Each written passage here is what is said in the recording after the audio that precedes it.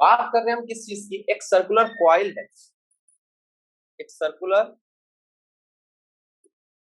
Coil है, इसके अंदर 100 टर्न्स है। कितने टर्न्स हैं? 100। हर टर्न का रेडियस दे रखा है आपको, ठीक है। उसके अंदर करंट है 0.40 एम्पियर, ठीक है। What is the magnitude of magnetic field at the centre of coil? इसके लिए आपको ये बात पता होनी चाहिए कि मैग्नेटिक फील्ड का एक फॉर्मूला होता है म्यू नॉट आई अपॉन 2r, और n टर्न्स के लिए n म्यू नॉट आई अपॉन 2r, ठीक बात। अब आपके पास n है, हाँ, नंबर ऑफ टर्न्स है, रेडियस है, हाँ है, करंट है, जी बिल्कुल है, तो क्वेश्चन खत्म। अब कोई पूछे म्यू नॉट की वैल्यू क्या है, तो वो है 4 पाई इंटू 10 की पावर माइनस 7। ये आप जानते हो, म्यू नॉट अपॉन में 4 पाई होता है 10 की पावर माइनस 7, तो खाली म्यू नॉट क्या हो जाएगा, 4 पाई इंटू 10 की पावर माइनस 7। इस क्वेश्चन को समझो, सीधा क्वेश्चन था, सीधा फॉर्मूला लगा, काम खत्म। अगला क्वेश्चन कहता है एक लॉन्ग स्ट्रेट वायर है जो करंट कैरी करती है 35 एम्पियर का। आ जाओ फिर से गिवन उठाते हैं, 35 एम्पियर का, तो उसमें करंट है। What is the magnitude of magnetic field at a point 20 centimetre from the wire? अब बताओ, इसने क्या बोला, मैग्नेटिक फील्ड निकालो 20 सेंटीमीटर फ्रॉम द वायर। अब वो कह रहा है एक लॉन्ग स्ट्रेट वायर है। अब कुछ बच्चे कहते हैं ये लॉन्ग स्ट्रेट वायर है, यहाँ पर हम एंगल कैसे निकालें? अगर बहुत बड़ी वायर है तो एंगल हम क्या लेके चलते हैं, 90-90। ये है आपका 20 सेंटीमीटर, और बहुत बड़ी होने की वजह से हम इसका φ1 और φ2 दोनों ही ले लेते हैं 90। अब इसका फॉर्मूला देखो, लॉन्ग स्ट्रेट वायर का formula mu naught upon 4 pi I by x sine 90 plus sine 90। Sine 90 की वैल्यू आपको पता होनी चाहिए 1 होती है, तो ये बन जाएगा म्यू नॉट अपॉन 4 पाई 2i बाय एक्स। ये मैग्नेटिक फील्ड है,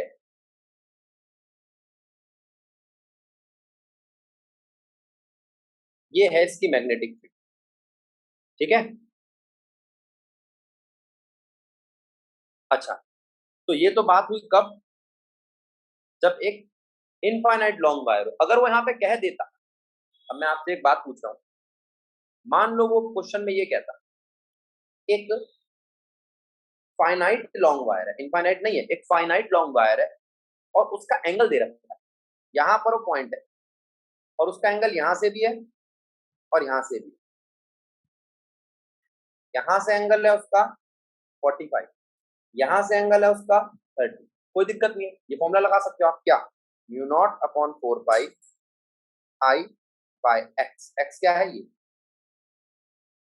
अब जैसा भी क्वेश्चन आए वैसा आप सॉल्व कर सकते हो, कोई दिक्कत।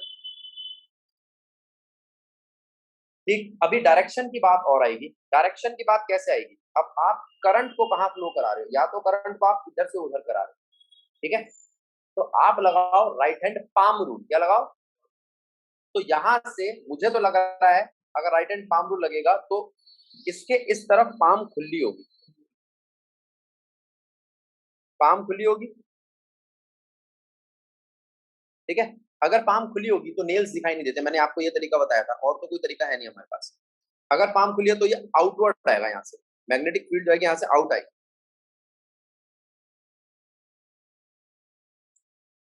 मैग्नेटिक फील्ड यहाँ से आउटवर्ड आएगी, बात समझे, ठीक है। तो ये एक एक्स्ट्रा क्वेश्चन बना लिया। चलो वापस चलते हैं, क्वेश्चन नंबर 3 क्या कह रहा है,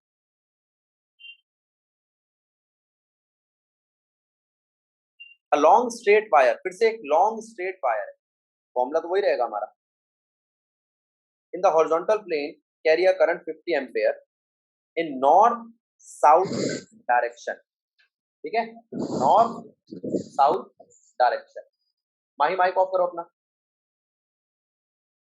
give the magnitude and the direction of magnetic field B at 2.5 metre east of the wire. अब पहले मैं आपसे नॉर्थ साउथ समझूंगा, नॉर्थ टू साउथ, फिर उसके बाद ईस्ट वेस्ट, क्योंकि यहाँ पे डायरेक्शन आ गई है, मैग्नीट्यूड भी बताना है और डायरेक्शन बतानी है। दो क्वेश्चन पूछे उसने, मैग्नीट्यूड और डायरेक्शन। तो ये पता लगाने के लिए मुझे ईस्ट वेस्ट नॉर्थ साउथ पूरा पता होना चाहिए। बाकी जो उसने करंट दिया है, जो उसने डिस्टेंस दिया है, उसका फॉर्मूला तो मैं इस पे लगा दूंगा। Question number 3, magnetic field equals to mu naught upon 4 pi I by X. खत्म। उसने मुझे करंट दिया है, उसने मुझे एक्स भी दिया है, तो मेरे पास मैग्नेटिक फील्ड आ जाएगी। कोई दिक्कत है? लेकिन अब इस बात को समझो, आप नॉर्थ नॉर्थ से साउथ करंट, आप इस करंट को देख पा रहे हो, डायरेक्शन को। नॉर्थ ऊपर होता है, बात जानते हो, साउथ नीचे होता है। अब एक बार ये कंफर्म कर दो, ईस्ट इधर होता है ना और वेस्ट इधर, ठीक है। अब मेरी बात सुनो, उसने क्या कहा है, ईस्ट पर रखा हुआ है वो ऑब्जेक्ट, इस पे रखा ऑब्जेक्ट, तो यहां से कैसा होगा देखते हैं। फिर वही अपना थंब रूल लगाए थे, मेरे को अभी वर्टिकली आउटवर्ड लग रहा है, मैग्नेटिक फील्ड जो है वो होगी आउट, ठीक है। इसको आप करोगे कैसे, वही थंब रूल लगा के देखो, जो थंब है वो करंट की डायरेक्शन होना चाहिए, और जो पाम है उससे 90 डिग्री अगर बाहर निकल रहा है तो उसको बोलेंगे आउटवर्ड। क्या बोलेंगे उसको? क्या ये बात समझ में आई? ईस्ट में कहा होगा, ईस्ट में direction of magnetic field is vertically outward, vertically outward.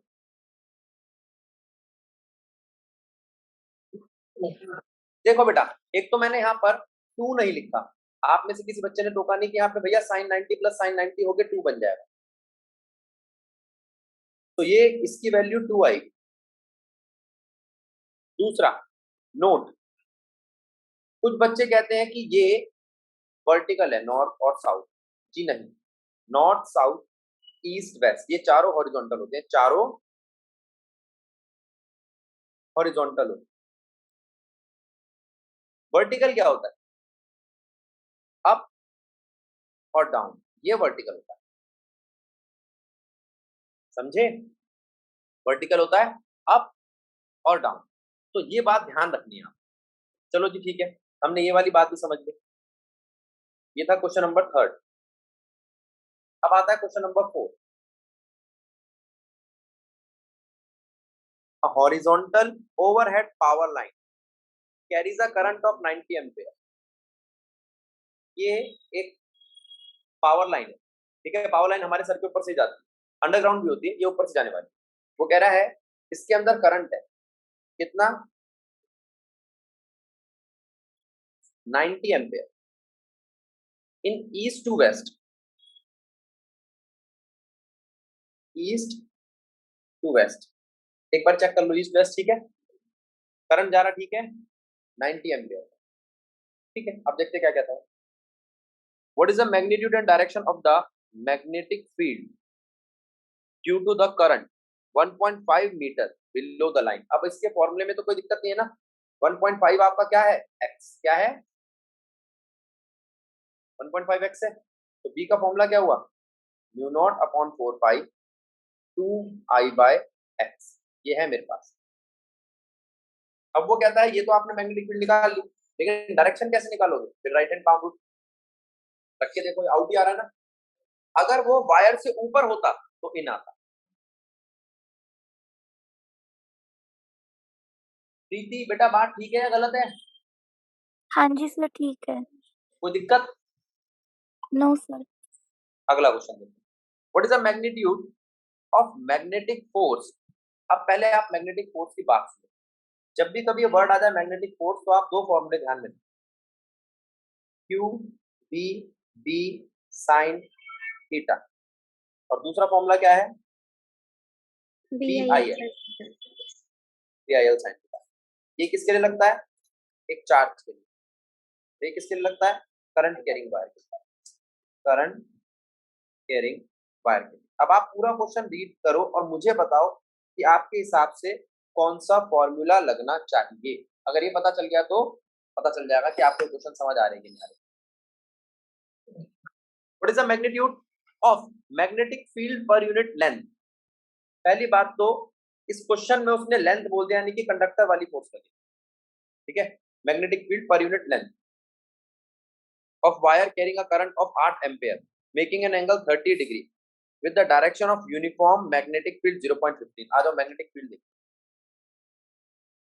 0.15 Tesla, ठीक है, एंगल 30 डिग्री, करंट 8 एम्पियर। अब यहां फॉर्मूला क्या लगेगा, F equals to B I L sine 30। इस L को ले जाओ नीचे, क्योंकि उसने फोर्स नहीं, फोर्स पर यूनिट लेंथ मांगी, और अगर उसने फोर्स पर यूनिट लेंथ मांगी है तो जाहिर सी बात है लेंथ 1 मीटर होगी। क्वेश्चन खत्म। अब ये तो सीधा साधा क्वेश्चन हो गया। अगर वो ऐसा कहता, अच्छा इसने यहाँ डायरेक्शन मांगी नहीं, डायरेक्शन दी भी नहीं, अगर वो यहाँ पर कहता कि यहाँ पर मैं आपको डायरेक्शन दे रहा हूँ किसकी, तो वो उसके लिए आपको फॉर्मूले को वेक्टर फॉर्म में लिखना आना चाहिए। किस फॉर्म में लिखना आना चाहिए बच्चों? तो जरा फॉर्मूला देखो, क्या आप जानते हो फोर्स का फॉर्मूला ये ठीक है, P I L sine theta. इस वक्त एल और बी के बीच में क्रॉस प्रोडक्ट है, कौन सा प्रोडक्ट है? B cross L. बेटा बोल मत, तेरे बोलने से ना शोर आता है, वो रिकॉर्डिंग में जाएगा, तो तेरे काम आनी रिकॉर्डिंग कर। B cross L. अब मेरी बात सुनो, ये मेरे ध्यान नहीं रहता एल क्रॉस बी है या बी क्रॉस एल, एक बार अच्छे चेक कर ले, ठीक है? क्यों? क्योंकि अगर उल्टा लिख दिया तो क्रॉस प्रोडक्ट में जवाब गलत आने लगते हैं। अब मेरी बात सुनना, अगर आपको लगता है ये बी एक्स एक्सिस पे, क्रॉस एल वाई एक्सिस पे, तो फोर्स को आई क्रॉस जे जेड एक्सिस में यानी कि ये होना चाहिए। सिद्धि बात ठीक है? Yes sir. पक्का? Yes sir.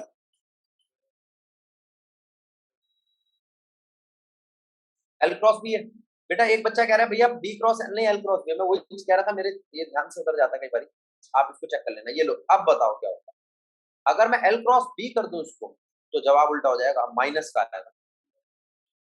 क्या आएगा रिद्धि? माइनस के। याद रहेगा L cross B? Yes sir. ये मुझे याद रखने की जरूरत नहीं है, मेरा पेपर थोड़ी है, तुम्हें जरूरी है, नंबर कट जाएंगे बेटा। अब देखो एल क्रॉस बी करा बेटा तूने, तो तूने करा है जे क्रॉस आई। याद रखो जे क्रॉस आई होता है माइनस का के, और आई क्रॉस जे होता है प्लस का। ये इक्वल नहीं होते, इस बात को ध्यान रखना, ठीक है? माही ये बात समझ में आई? Yes sir. अब मैं एक माही का डाउट लेने जा रहा हूं। माही ने मेरे को कहा है कि अगर ऐसा हो,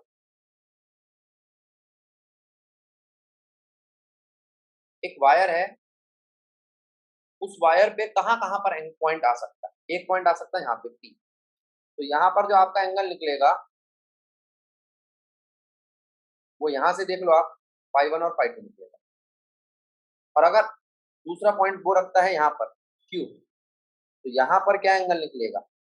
यहाँ φ2 तो है, φ1 नहीं। तीसरा पॉइंट वो कहाँ रख सकता है? यहाँ पर। इसमें क्या है? इसमें φ1 है, φ2 नहीं है, ठीक है? चौथा, अगर वो पॉइंट यहाँ रख के, अब देख तेरा क्वेश्चन आया माही, अगर वो इस एक्सिस पे ही पॉइंट रखते तो एंगल 0 होगा। एस मान ले इस पॉइंट, यहाँ पर मैग्नेटिक फील्ड 0। क्लियर हुआ कहां पर 0 होगा बेटा? करंट कैरिंग वायर की एक्सियल पोजीशन पर 0 होगा। कहां पर 0 होगा? एक्सियल पोजीशन पर करंट कैरिंग वायर की। ठीक बात है? Yes sir. चलो अब मैंने आपसे ये बातें कर ली, अगले क्वेश्चन पे पहुंच रहा हूं मैं, क्वेश्चन नंबर 6। बार बार ये कह रहा हूं, जिस क्वेश्चन में जो भी दिक्कत हो उसको पूरे टॉपिक से उठा के चलो, यहाँ पर रख के पूरा टॉपिक दोबारा रिपीट कर। Question number 6, 3 centimetre wire carrying a current of 10 ampere. 3 centimetre की तो वायर है लेंथ, करंट है 10 एम्पियर का, ठीक है? प्लेस इनसाइड अ सोलेनोइड, उसको सोलेनोइड के अंदर रखा जाता है परपेंडिकुलर टू इट्स एक्सिस, ठीक है? The magnetic field inside the solenoid is this, ठीक है? What is the magnetic force on the wire? Magnetic force क्या होगी वायर पे? अब मेरी बात सुनो, क्या कह रहा है ये क्वेश्चन?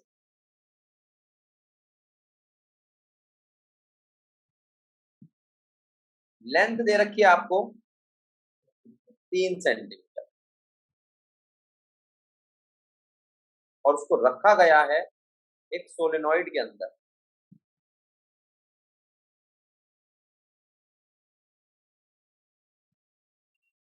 तीन सेंटीमीटर की वायर है जिसके अंदर करंट 10 एम्पेयर।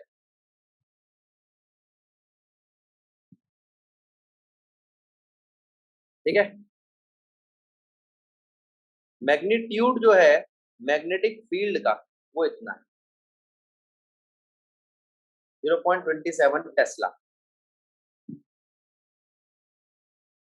तो फोर्स का फॉर्मूला क्या बनेगा? अब बताओ फोर्स का क्या फॉर्मूला लगा? BIL sin theta। BIL sin theta. Magnetic field तो दे रखी है, लेंथ दे रखी है, अब थीटा क्या लोगे यहाँ पे? 90। क्यों? Sir perpendicular to its axis बोला है। कहाँ लिखा हुआ है बेटा? जीरो नहीं होना चाहिए, नोट के अंदर है ना वो। बेटा पढ़ ले हम भी, inside the perpendicular to its axis. ठीक है, ये मैंने परपेंडिकुलर नहीं देखा तो बेटा ये मैंने जो सोलेनॉइड की पोजीशन रखी है उसके हिसाब से। हाँ अब वैसे ठीक है, कोई दिक्कत नहीं, बताऊं क्यों। ये जो सोलेनॉइड की कॉइल है बेटा वो ऐसी है, और अगर यहाँ पर एक वायर ऐसी रखी जाएगी तो परपेंडिकुलर ही। ठीक है, अब थीटा 90 है, फोर्स निकल जाएगी। आना बोलो। अब मैं आपसे पूछता हूँ कि अगर एक करंट कैरिंग सोलेनॉइड में आप कोई रॉड इंसर्ट करते हो तो उस रॉड का, क्योंकि आप EMI इलेक्ट्रोमैग्नेटिक इंडक्शन नाम का चैप्टर पढ़ चुके हो, उस रॉड का L पर क्या फर्क पड़ता है इंडक्शन पर? Mu R times induction. आपको बोलना है जब भी कभी कोई रॉड इंसर्ट की जाएगी तो वो मैग्नेटिक इफेक्ट बढ़ाएगी, मैग्नेटिक इफेक्ट बढ़ाएगी तो वो म्यूचुअल इंडक्शन बढ़ाएगी। क्या बढ़ाएगी? Mutual induction. हाँ, तो ये क्वेश्चन वहां पर भी देखा जा सकता है। आगे कौन सा क्वेश्चन था? छठा। अब सातवां। पहले क्वेश्चन क्या कह रहा है? Two long parallel straight wire A और बी जिनका करंट है 0.8 एम्पेयर, 8.0 एम्पेयर और 5.0 एम्पेयर, दोनों सेम डायरेक्शन में जा रही है।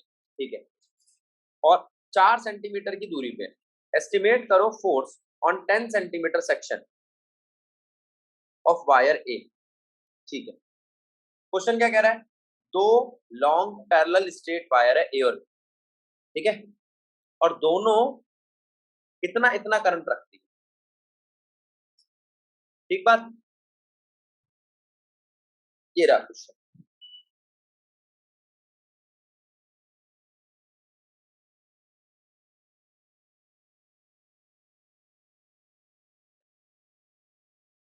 Separated by a distance of 4 centimetre. कितने डिस्टेंस पे है बेटा वो दोनों?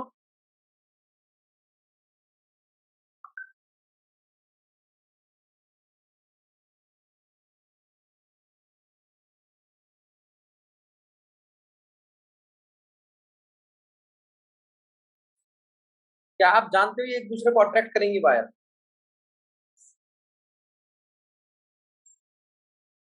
इसकी फोर्स इधर लगेगी और इसकी फोर्स इधर लगेगी, लेकिन फोर्स में फॉर्मूला क्या लगेगा, कोई बताएगा? Right, F is equal to mu naught I1 I2 upon में 2 pi d. F is equals to mu naught I upon I1 में I2 I1 I2 upon में 2 pi d. ये 2 फोर्स pi। करंट लेंथ है। अब यहाँ length 2 है बेटा, एक 4 सेंटीमीटर जो इन दोनों के बीच का गैप है और एक 10 सेंटीमीटर यहाँ पे निकालना है। ठीक है, अब एक बात बताओ, ये 10 सेंटीमीटर कहाँ लिखूं जो उसने बोला है? मल्टीप्लाई में ऊपर। नहीं नहीं, यहाँ वो तो न्यूमेरिकल में हुआ, यहाँ कहाँ लिखूं फिगर में? भाई उसने बोला है, देखो वो कह रहा है estimate the force on 10 centimetre section of wire A. Single length है सर।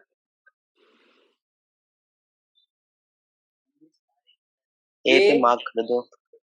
ये है 10 सेंटीमीटर, यस सर की लेंथ है। कोई दिक्कत? तो सर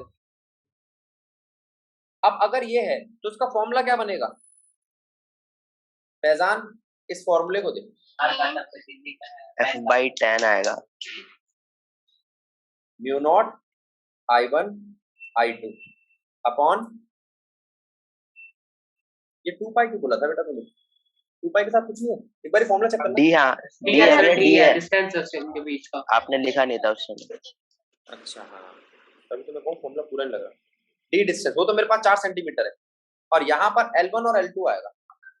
L1 लेंथ होती है एक की और L2 लेंथ होती है दूसरे की। अगर उसने दूसरे की नहीं दी है तो उसको हम यूनिटरी ले लेंगे। क्या ले लेंगे? तो यहाँ पर फोर्स क्या बनेगी?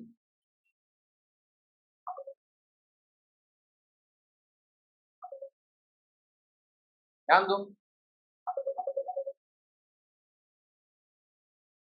यहाँ पर फोर्स क्या बनती है बेटा? म्यू नॉट अपॉन 2 पाई। करंट कितना कितना था? 8 ampere, 5 ampere, distance 4 centimetre, length 10 centimetre, दूसरे को मैंने मान ली। कोई दिक्कत? इस क्वेश्चन को समझो, 2 मिनट के लिए समझो। a closely wounded solenoid 80 centimetre. अच्छा, सोलेनॉइड की लेंथ दे दी। क्यों? क्योंकि सोलेनॉइड में जो म्यू नॉट Ni होता है वो छोटा n होता है, number of turns per unit length क्या होता है? Has 5 layers of 400 turns. तो इसका मतलब नंबर ऑफ टर्न्स कितने हुए? नंबर ऑफ टर्न्स है 500 की 4 लेयर,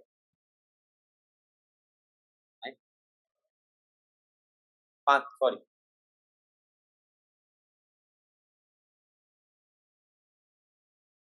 फोर 400 की 5 लेयर, तो नंबर ऑफ टर्न्स तो 2000 आ गया। मैग्नेटिक फील्ड निकालने का तरीका क्या सोलेनॉइड की? Mu naught Ni by L। क्या वहां पर उसने लेंथ दी है? देख, 80 सेंटीमीटर।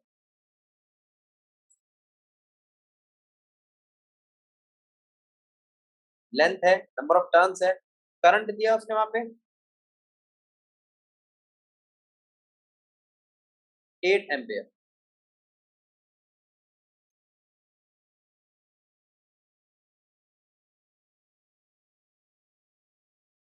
यहां से ये तो हो गया। अब देखते क्या कहता है। If the current of this estimate magnitude of B inside the solenoid near its centre, उसके सेंटर के पास। क्या इसके सेंटर के पास और सेंटर से दूर होने से कोई फर्क पड़ेगा सोलेनॉइड पे? बोलो। Yes sir. क्या पड़ेगा? कौन बोल रहा है पड़ेगा? पहले तो ये बताओ। एक बच्चा नो कह रहा है, यस कह रहा है। यस किसने बोला? पहले उससे बात करते हैं। बोलो बच्चों। सर आउटसाइड द सोलेनॉइड तो नेग्लिजिबल मैग्नेटिक फील्ड होती है ना? आउटसाइड तो ठीक है। अभी माही भी हाथ खड़ा कर रही है। हाँ माही बोल, क्या कह रही है बेटा? सर वो जीरो नहीं होगा जब पास से कौन जीरो होगा? मैग्नेटिक फील्ड जब कौन बेटा? और धीरे बोल ले जिससे किसी को सुनाई ना दे। क्या बात करना चाहती है? सर जब मैग्नेटिक फील्ड अंदर सेंटर पर होगा तो जीरो नहीं होगा? क्यों जीरो होगा सेंटर पर? अगर मैं एक सोलेनॉइड बनाता हूँ तो सोलेनॉइड की मैग्नेटिक फील्ड अंदर ही तो होती है, बाहर थोड़ी होती है। बोलो। हाँ ओके सर, ओके सर। बोलो बोलो बोल। देखो, अब जरा ध्यान देना एक बार इसको। ये करंट है बेटा, ये करंट है यहाँ पर, और यहाँ पर अंदर मैग्नेटिक फील्ड कितनी है? बाहर मैग्नेटिक फील्ड कितनी है? नेग्लिजिबल या जीरो। ठीक है। अब मैं आपसे कुछ चीजें पूछ रहा हूँ। इस सोलेनॉइड को देखो और मुझे बताओ मैग्नेटिक फील्ड कितनी होगी इसके बिल्कुल सेंटर पे। इससे ऊपर जाते वक्त क्या मैग्नेटिक फील्ड पे फर्क पड़ेगा, या नीचे जाते वक्त मैग्नेटिक फील्ड पर फर्क पड़ेगा, या इधर जाते वक्त मैग्नेटिक फील्ड पर फर्क पड़ेगा? मैं आपको बता दूं, अगर एक एंड की बात करें तो मैग्नेटिक फील्ड आधी होती है। इस वाले मैग्नेटिक फील्ड यहाँ पर भी आधी होती है, और बाकी पूरे में मैग्नेटिक फील्ड बी ही होती है, चाहे जहां मर्जी बदले। ठीक है गौरी? Yes sir. तो कोई तुमसे पूछे सोलेनॉइड के अंदर मैग्नेटिक फील्ड कैसी कांस्टेंट, सोलेनॉइड के एक एंड पे कितनी है, आधी, दूसरे एंड पे कितनी है, आधी, वो उसी वजह से है, साइन थीटा की वजह से। ठीक है, आगे चलते हैं। ये था क्वेश्चन नंबर 8। अब क्वेश्चन नंबर 9 देखो क्या कहता है। A square coil of side 10 centimetre, एक स्क्वायर कॉइल है जिसकी साइड 10 सेंटीमीटर, उसके अंदर 20 टर्न्स है, carry a current of 12 ampere. एक स्क्वायर कॉइल है, ये रही,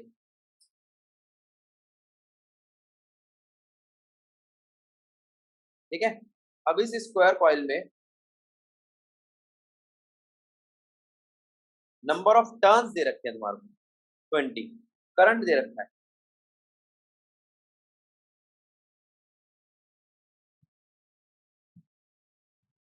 12 एम्पियर, और साइड दे रखी है 10 सेंटीमीटर।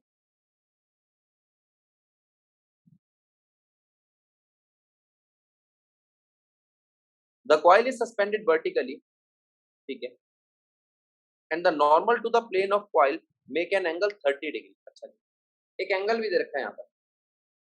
जनरली ऐसे क्वेश्चन टॉर्क के होते हैं, देख लेते हैं किसका निकलेगा, क्योंकि रेक्टेंगुलर करंट कैरिंग कॉइल किसी पर्टिकुलर एंगल पे रखी हो तो टॉर्क का फॉर्मूला बन जाता है with direction uniform to the horizontal magnetic field up to torque का। ठीक है, अब what is the magnitude of torque, पहले टॉर्क का फॉर्मूला समझ लो, फिर ऊपर दिए हुए सामान से सब कुछ पता चल जाएगा। टॉर्क होता है M B sine theta. M कितना है, मैग्नेटिक मोमेंट, आई दे रखा है ऊपर, हाँ, एरिया दे रखा है, हम जानते हैं ये एक स्क्वायर शीट है, एरिया कितना हो जाएगा 10 सेंटीमीटर मल्टीप्लाई में 10 सेंटीमीटर। ठीक है, एरिया है, करंट है, मैग्नेटिक फील्ड है, और साइन 30 है, तो आपके पास टॉर्क आ जाएगा। आएगा कि नहीं आएगा, एन भी लगेगा ना भैया इसमें? हाँ, नंबर ऑफ टर्न भी, सॉरी, नंबर ऑफ टर्न्स भी है बेटा, तो यहाँ पर एन भी लगेगा। वो एन असलियत में मैग्नेटिक मोमेंट के अंदर ही होता है, बिल्कुल सही। अब ठीक है, यस क्वेश्चन समझ में आ गया? यस। अब जरा ध्यान दो, अब अगला क्वेश्चन क्या कहता है, two moving coil meter M1 and M2 have the following particulars. क्या क्या पर्टिकुलर्स है उसके, क्या क्या सामान है उसके पास, एक है R1, एक है N1, एक है A1 B1, ठीक है, R2 N2 A2 B2, ठीक है, बहुत सारा दहेज दे दिया इसने। मांग क्या रहा, करंट सेंसिटिविटी। पहले मुझे आप करंट सेंसिटिविटी का फॉर्मूला, क्या आप जानते हो करंट सेंसिटिविटी क्या होती है? NBA by K। NBA by K, ठीक है, K सस्पेंशन है, ये मेरे पास नहीं है, चलो कोई बात नहीं। वो कह रहा है डिटरमाइन करो रेशियो ऑफ करंट सेंसिटिविटी, तो ठीक है, सस्पेंशन तो सेम रहेगी दोनों की, ठीक है, क्योंकि दोनों चीजों का मटेरियल सेम है। वो कह रहा है the spring constant are identical for the two meters, दोनों मीटर का स्प्रिंग कांस्टेंट सेम है। तो क्वेश्चन के हिसाब से K1 K2 इक्वल है, S1 क्या होगा N1 B1 A1 bye K1, और S2 क्या होगा N2 B2 A2 bye K2। सारी चीजें तो दे रखी है, तो क्या S1 S2 निकल नहीं जाएगा? आना बोलो, यस सर। एक तो ये बात हुई। दूसरा, वोल्टेज सेंसिटिविटी क्या होगी, उसको रेजिस्टेंस से डिवाइड कर दो। ये जो S1 S2 है, अगर आप इसको R1 और R2 से डिवाइड कर देते हो तो क्या आ जाता है, वोल्टेज सेंसिटिविटी। क्या ये आसान है रिद्धि, समझ आया? Yes sir. तो ये आपके यहाँ पे 10 क्वेश्चन हो गए हैं, इसके 10 न्यूमेरिकल्स हो गए हैं। तो क्वेश्चन नंबर 11 क्या कह रहा है बेटा आपका, जरा ध्यान दो। कहता है ना, chamber a uniform magnetic field of 6.5, uniform magnetic field of 6.5 जी। अब जी को टेस्ला में कन्वर्ट करने का इसमें यहीं पे ही एक फॉर्मूला दे रखा है, 10 की पावर -4 टेस्ला, याद दे रखा है, ठीक है। Is maintain an electron is shoot into the field, electron को वहां पे छोड़ा गया स्पीड के साथ, तो फोर्स तो लगेगी उसके ऊपर, और उस फोर्स के लगने की वजह से वो एक सर्कुलर टर्न भी लेगा, क्योंकि यहाँ पर अगर वो परपेंडिकुलर हुआ तो परपेंडिकुलर भी बोल दिया उसने, नॉर्मल टू द फील्ड। अब देखो क्या क्या चीज है, फील्ड दी हुई है, स्पीड दी हुई है, और नॉर्मल टर्म दी हुई है। नॉर्मल टर्म का मतलब है थीटा इक्वल्स टू 90।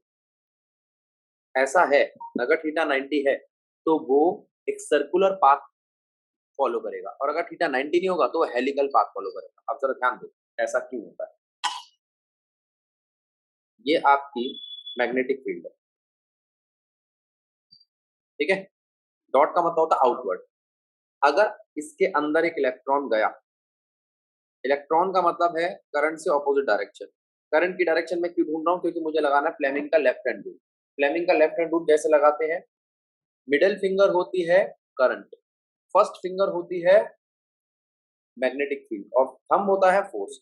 अगर उसको आप लगाओगे तो थंब ऊपर जा रही है, फोर्स ऊपर जा रही है, और ये जो इलेक्ट्रॉन आपका है ये ऊपर की तरफ जाएगा ऐसे। अब जैसे ये एंटर करेगा तो इसमें यहाँ धीरे धीरे फोर्स लगेगी, एक बार इधर फिर इधर फिर इधर, तो ऐसे टुकड़ों में बढ़ जाएगा ऐसे ऐसे, फिर ऐसे फिर ऐसे फिर ऐसे फिर ऐसे। तो ये एक सर्कुलर पाथ, एक सर्कुलर ट्रैक बनाएगा। जैसे इसके अंदर शूट करा तो ये गोल चलेगा, सीधा ना चलकर ये ऐसे चलेगा। तो इसके गोल चलने का कारण क्या है कि इस पे लगातार हर पॉइंट पर फोर्स लग रही है। कैसी फोर्स लग रही है, परपेंडिकुलर फोर्स लग रही है। जब भी कोई परपेंडिकुलर फोर्स लगे तो वो इस तरीके का पाथ फॉलो करता है। क्यों, क्योंकि ये है वो परपेंडिकुलर फोर्स। एक, दो, तीन, ये सब रेडियस जैसी सेंटर की तरफ लगने वाली फोर्स सेंट्रीपिटल फोर्स, ठीक है। और ये किससे परपेंडिकुलर है, इसके पाथ से, जो इसका जेन्युइन पाथ था सीधा, और ये घूम गया। अच्छा, तो अब ये क्या मांग रहा है, explain why the path of the electron is circle. ये तो मैंने समझा दिया आपको। Remind the radius of, radius कैसे निकालोगे, तो आपको हमेशा ये फॉर्मूला लगाना है, centripetal force equals to magnetic force. Centripetal force है mv² अपॉन में r, और मैग्नेटिक फोर्स है qvb। अब mv² अपॉन में r को अगर आप qvb के बराबर रखते हैं,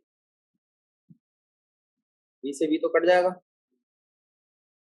और रेडियस निकालना है तो रेडियस क्या आएगा, mv अपॉन में qb। हो गया काम कर, इस रेडियस से वो गोल चक्कर काटेगा, ठीक। चलो, ये तो हुआ आपका क्वेश्चन नंबर 11। अब देखते हैं क्वेश्चन नंबर 12 क्या कहता है। इन एक्सरसाइज 4.11 ऑब्टेन द फ्रीक्वेंसी। अब उसकी फ्रीक्वेंसी निकालो। तो फ्रीक्वेंसी कैसे निकालेंगे, इसी फॉर्मूले को पकड़ लो, mv² अपॉन में r is equals to qvb। और इसके अंदर आप v अपॉन में r को रोक के रखो, ये ओमेगा बन जाएगा। क्या बन जाएगा, ओमेगा। अब आप चाहो तो यहाँ से ओमेगा भी निकाल सकते हो, जिसको हम कहते हैं एंगुलर वेलोसिटी। और ओमेगा को चाहो तो आगे खोल सकते हो आप 2 पाई बाय टी में, और आगे 2 पाई न्यू में। फ्रीक्वेंसी ही उसने मांगी थी हमसे, तो फ्रीक्वेंसी आएगी क्यू टी अपॉन में 2 पाई एम। ये हुआ आपका क्वेश्चन नंबर 12। आगे चलते हैं, क्वेश्चन नंबर 13 क्या कहता है। एक सर्कुलर कॉइल है, इसमें 30 टर्न्स है, रेडियस 8 सेंटीमीटर, कैरी करता है करंट 6.5 एम्पेयर का, सस्पेंडेड वर्टिकली लटका हुआ है वो, in a uniform horizontal magnetic field of 1 tesla, ठीक है। The field lines make an angle 60 degree. अच्छा, एंगल भी दिया हुआ है, हमें दिया नंबर ऑफ टर्न्स, सिर्फ नंबर ऑफ टर्न्स दिया, टर्न की डेंसिटी नहीं दी। या तो वो बोले टर्न की डेंसिटी या number of turns per unit length, वो छोटा एन होता है, याद रखना। रेडियस दिया है, करंट दिया है, थीटा 60 डिग्री, करंट 1 टेस्ला, ठीक है। 60 degree with the normal of the coil, ठीक है। Calculate the magnitude of counter torque that must be applied to prevent the coil from turning. तो टॉर्क कितना लगेगा, टॉर्क का फॉर्मूला क्या है, N B I A sine theta. A के लिए हम क्या करेंगे, फॉर्मूला लगाएंगे पाई आर स्क्वायर, ये तो ये हो गया आपका torque. Would your answer change if the circular coil in A were replaced by a plain coil of some irregular shape? नहीं, हमारा आंसर चेंज नहीं होगा क्योंकि शेप पर डिपेंड नहीं करता टॉर्क. तो आपका आंसर होना चाहिए सेकंड का नो, क्योंकि टॉर्क शेप पे डिपेंड नहीं करता. टॉर्क शेप पे डिपेंड नहीं करता.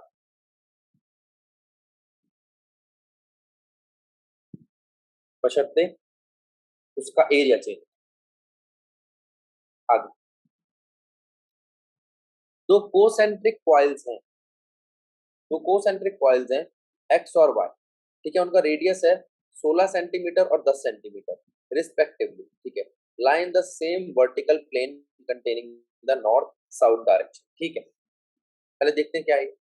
दो कोसेंट्रिक कॉइल है,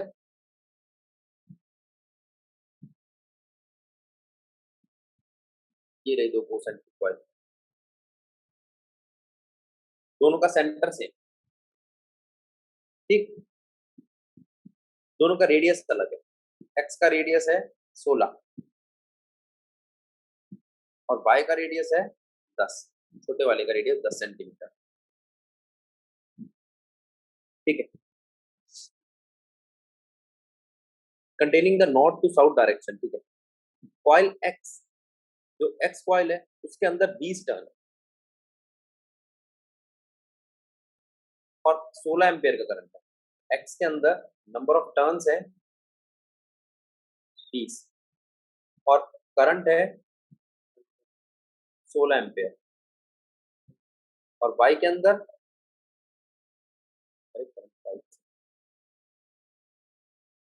वाई के अंदर नंबर ऑफ टर्न्स कितने हैं 25 और करंट कितना है 18 एम्पियर. आगे the sense of the current in X is anti clockwise. अच्छा, एक्स में एंटी क्लॉकवाइज है और वाई में क्लॉकवाइज. ठीक है, give the magnitude and the direction of the magnetic field due to the coil at the centre. कोई दिक्कत नहीं, आपको बस ये लिखना है magnetic field due to coil at the centre is. Magnetic field का फॉर्मूला क्या होता है, म्यू नॉट आई अपॉन में 2r. एन टर्न्स के लिए एन म्यू नॉट आई अपॉन में 2r. ठीक है, अब V1 निकालो, N1 mu naught I1 2r. फिर V2 निकालो,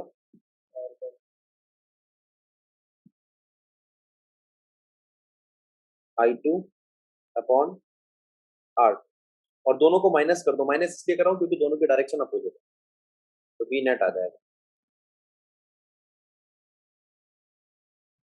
चेक कर लेना छोटी वैल्यू किसकी. ठीक है, बात समझ में आई. ये था क्वेश्चन नंबर 14. अब देखते हैं क्वेश्चन नंबर 15 क्या कह रहा है. A magnetic field of 100 G. Magnetic field दिए 100 G, उसको टेस्ला में कन्वर्ट कर दो. Is required which is uniform in a region of linear dimension about 10 centimetre. अच्छा, लेंथ दिए and area of cross section 10 की power -3 metre square. The maximum current carrying capacity of, maximum current carrying capacity कितनी है 15 ampere.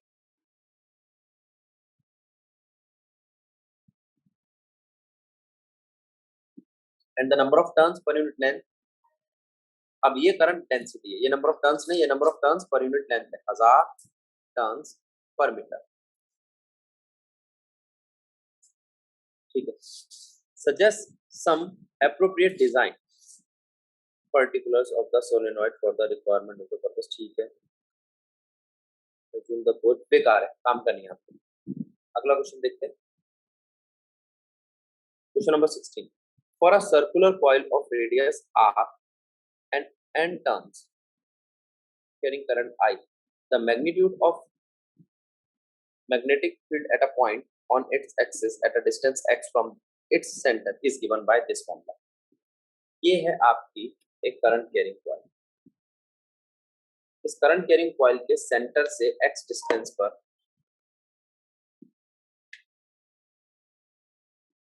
ठीक है जो magnetic field आती है वो आती है mu naught I R square N X square plus R square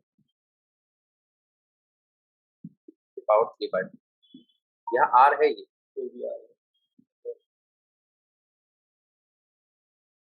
ये आर है,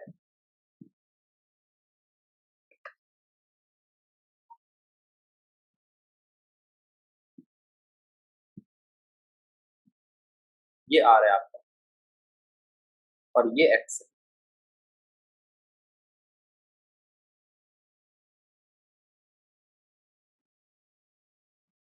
ये इसको छोटा आर बोल लीजिए। इस छोटे आर का मतलब क्या है? Under root X square plus R square. आगे देखते क्या होता है। हाँ बोलो। अब वो कहता है show that this reduce to the familiar result for the field at the centre of coil. आप ये शो करो कि सेंटर पर अगर हम लेंगे तो ये क्या घट कर आएगा। देखो सेंटर पे जो आती है मैग्नेटिक फील्ड वही आती है। इसके लिए मैंने आपको एक डेरिवेशन कराई थी। ये जो यहाँ तक आती है वो डेरिवेशन, उसके बाद हम उसको किस पे ले जाते हैं कि x की वैल्यू को 0 रख दो।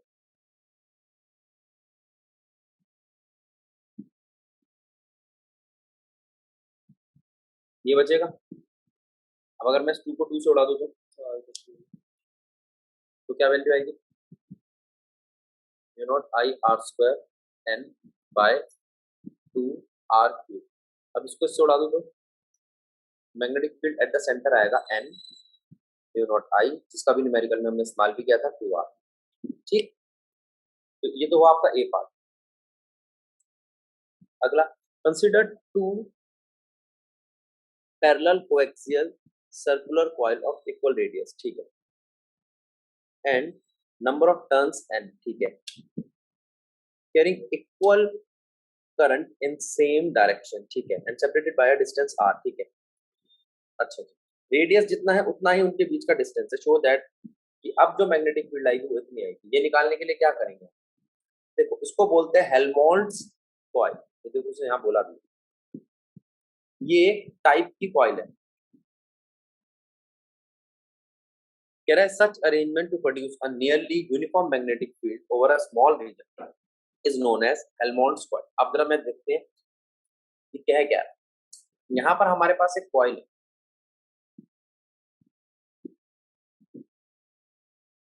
देखो ये एक कॉइल है। ठीक है, इसके अंदर कई एन टर्न्स हो सकते हैं, और एक ये कॉइल है। दोनों का रेडियस इक्वल है, दोनों का रेडियस इक्वल है, और जो दोनों के बीच में डिस्टेंस है ना वो भी उतना ही है जितना इनकी रेडियस है। ठीक है, तो मैं इसको पास कर, अब ठीक, ये आर, ये आर, और इनके बीच का डिस्टेंस भी आर। ठीक, अब पहले तुम इस बात को समझ लो, दोनों में डायरेक्शन सेम है, current, number of turn same है, रेडियस सेम है, सब कुछ सेम। ठीक है, होगा क्या इससे? पहली बात तो ये कि इससे एक मैग्नेटिक फील्ड डेवलप होगी, इस तरफ जाएगी, और इससे भी एक मैग्नेटिक फील्ड डेवलप होगी, इस तरफ जाएगी। तो जो यहां से रिजल्ट आएगा वो हर पॉइंट पर, इस पॉइंट पर, इस पॉइंट पर, इस पॉइंट पर, इस पॉइंट पर, वो ऑलमोस्ट सेम होगा। हम किसी एक ही पॉइंट पे निकाल सकते हैं, हम इसके सेंटर पे निकाल, लेकिन इसके बीच मैग्नेटिक फील्ड जो होगी वो ऑलमोस्ट कांस्टेंट होगी। कैसी होगी? Almost constant. ठीक है, ना के बराबर का चल जाएगा, आएगा थोड़ा सा लेकिन ना के बराबर का। क्यों? मैं बताता हूँ। अब आप मेरी बात सुनो और इस बात को समझो। मान लो ये एक कॉइल है, ये दूसरी कॉइल है, और आपने कहा कि अगर मैं यहां से, मैं कलर बदलता हूँ दूसरी कॉइल का,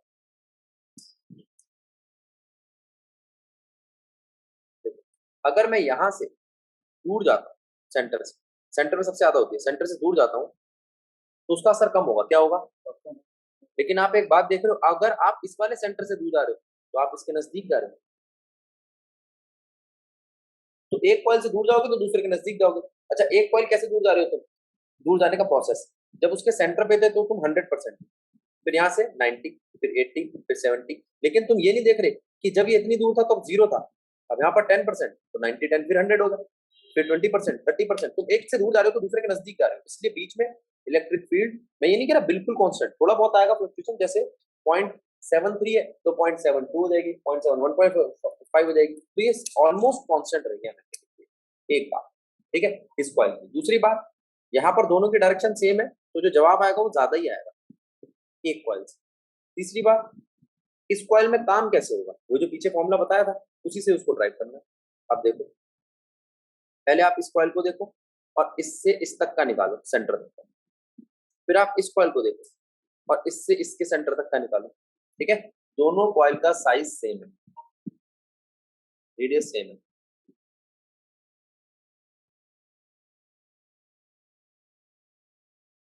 आर,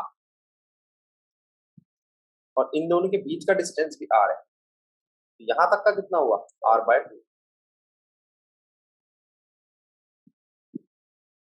और ये भी आर है,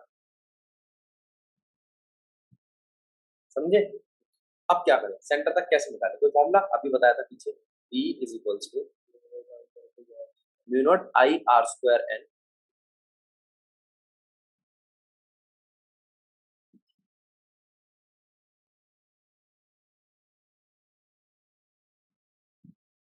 divided by 2x square r square,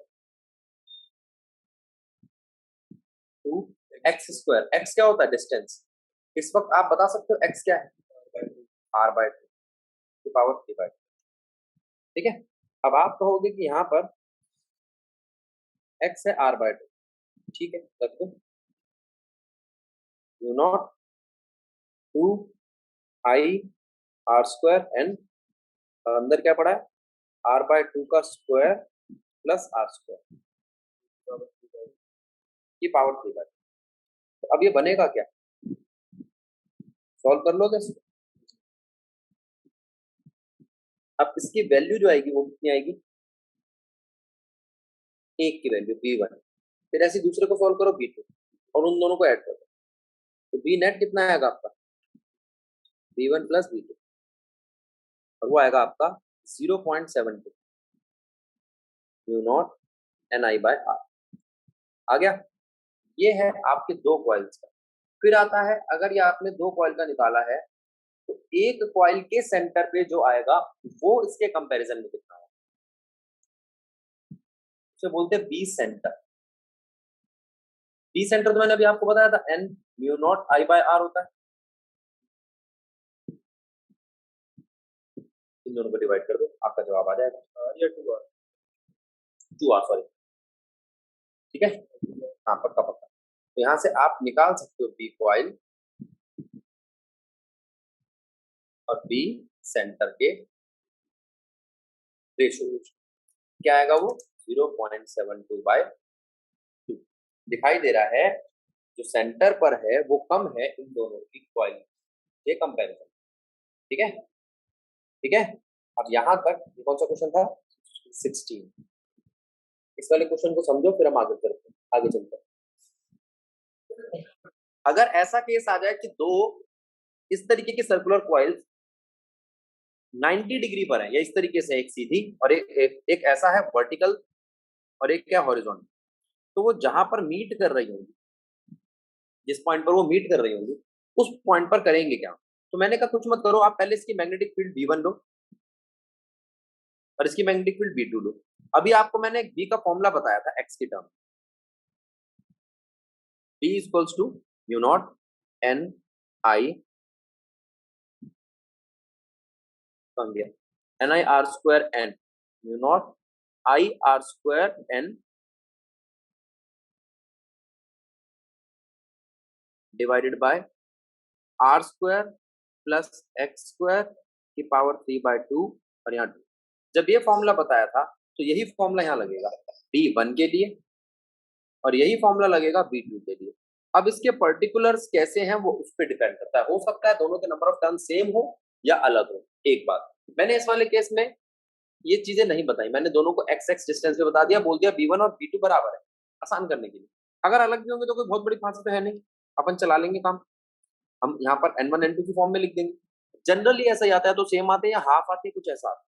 अब वो ये नहीं चाहता कि बच्चा ये बताए कि मैग्नेटिक फील्ड कैसे निकलेगी, वो चाहता है कि बच्चे को पता हो कि मैग्नेटिक फील्ड एक वेक्टर है, और वेक्टर है तो मुझे लॉ ऑफ पैरेललोग्राम लगाना होगा, इसको सीधे सीधे नहीं जोड़ सकते। तो a square plus b square plus 2ab cos 90, इस वजह से cos 90 वाली टर्म तो खत्म हो जाएगी, बचेगा अंडर रूट b1 का स्क्वायर प्लस b2 का स्क्वायर, यानी कि b square plus b square. जो भी सॉल्व हो गया है तो वो लिख देना, तो रूट 2 भी आएगा जवाब यहाँ, अगर दोनों एक जैसे हैं।